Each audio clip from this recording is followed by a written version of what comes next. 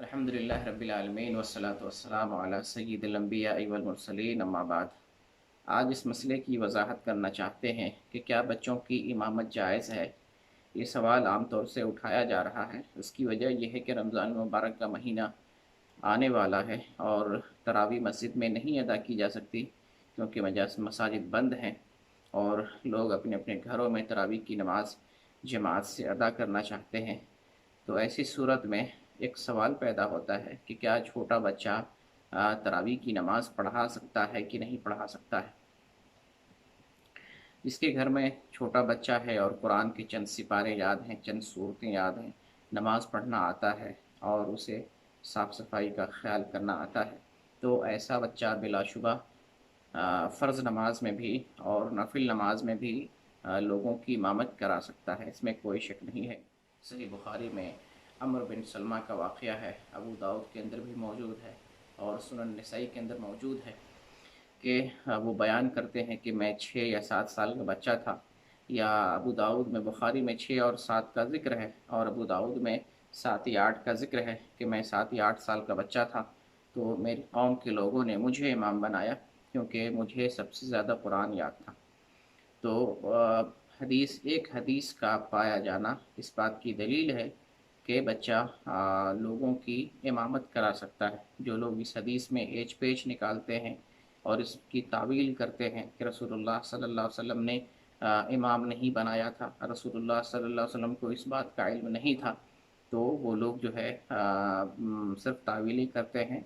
जब सरी हदीस मौजूद है कि कौम के लोगों ने एक बच्चे को जो 6 या 7 साल का बच्चा है उसे कौम का इमाम बनाया, फ़र्ज़ नमाज का इमाम बनाया, तो वो बच्चा, वो हदीस दलील है कि हम भी अपने कौम में, अपने घर में और किसी जगह पर जो बच्चा कुरान सबसे ज़्यादा जानता हो, हम उसे इमाम बना सकते हैं। इसमें कोई मुज़ायक़ा नहीं। हदीस रसूल हमारे लिए दलील है। हदीस रसूल वही इलाही है और रसूल का पैगाम है। ज़ाहिर सी बात, अमर बिन सलमा के वालिद रसूलुल्लाह सल्लल्लाहु अलैहि वसल्लम से सुनकर आते हैं कि आप सल्लल्लाहु अलैहि वसल्लम फरमाते हैं कि जो सबसे ज़्यादा तुम्हें कुरान याद करने वाला हो और याद रखता हो, उसे तुम अपनी कौम का इमाम बनाओ। जब उनके वालिद रसूल सल्लल्लाहु अलैहि वसल्लम से यह हदीस सुनते हैं तो अपनी कौम वाले को यह हदीस सुनाते हैं।